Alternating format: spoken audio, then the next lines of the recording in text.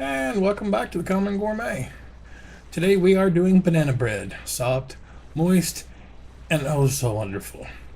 Now I haven't run across anybody that doesn't like banana bread, although I'm sure there's somebody out there that doesn't.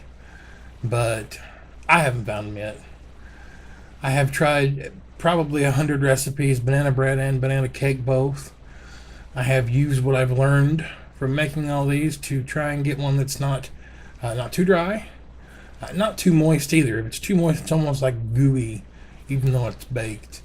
I've had them burn on the outside. I've had them overflow out of the pan for various and sundry reasons. So I'm hoping that you guys will really enjoy this, and I'll also explain a little later on how to turn the simple banana bread into a nice holiday loaf. So and you may be able to tell I'm trying another camera again. I've been having some issues. One camera video is great, but the sound is bad, or vice versa. So just let me know what you think about this, and we'll get into it. Let's go make some banana bread. Alrighty, we broke the big old stand mixer out for this one. You don't have to use a stand mixer, but I got it for Christmas and I really like it, so I'm going to use it. We have 3/4 of a cup of brown sugar, 1/2 cup butter or margarine, slightly softened. I'm using margarine. I prefer butter, but I can afford margarine, so that's what we're using. And I'm actually using the stuff out of a tub. It's a little soft to begin with. The stick version of margarine is better for most of your baking needs, especially when you're creaming butter and sugar, but it's not mandatory. It works, so use what you can afford.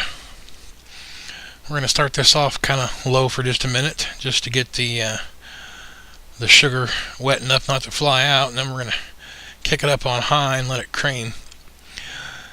Now, you don't need to cream this for the 5 to 10 minutes that it sometimes takes for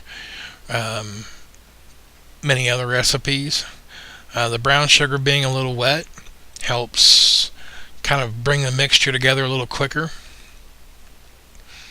So we're just enough to get it to the point that it no longer looks like butter and brown sugar sitting together. It looks like one nice mixture. And see, it doesn't come off the spatula. It's sticky, but it's not gooey. It's not running off the spatula either. So now to this we are going to add. I'm putting in 3 medium-sized bananas. Now the recipe calls for 2 1/3 cups. You can mash it ahead of time, and you can measure it out if you like. I've done it before, so I know how to eyeball it pretty good. An exact amount of banana, not as big a deal in this. I mean, you don't want to be like off by a 1/2 cup or something, but that'll be a good amount. I don't pre-mash mine, especially with the mixer. I just do that. Put a little slow turn on it, kick it up for a minute. Now, you didn't see while I was creaming, but I did scrape the bowl a couple of times. Even if you're mixing by hand, I find it's a good thing to scrape the bowl once or twice, after each, big ingredient addition. Because sometimes you just miss stuff, and especially when you're doing a stand mixer, it's important. So we're going to put that on low. We're going to drop in 1 of the 2 eggs, let it incorporate. Now, you want to let the egg just get incorporated. It doesn't need to be, beaten severely into the mixture. Just enough that you don't really see much egg anymore. Throw in the second one. Same thing. Start it off on low. Beat it around a little bit. Just make sure that the egg is just incorporated in. Now, I didn't do it in this one, but you can also throw in a nice, skadoosh or so of vanilla. Vanilla is always a good addition to this. Now here we have 2 cups of flour, a teaspoon of soda, a 1/4 teaspoon of salt. And I don't measure my cinnamon and allspice when I throw it in. Probably about a teaspoon of cinnamon, and at most a 1/4 teaspoon of allspice. I really like allspice, but it's another one of those, you just can't use too much of it. It's a very heavy spice. Now there, I've cut it. All I did was mix it just enough to get the flour wet so that, it's not all dusty on top. You don't want to overmix this. It will make it tough, chewy. It will dry it out.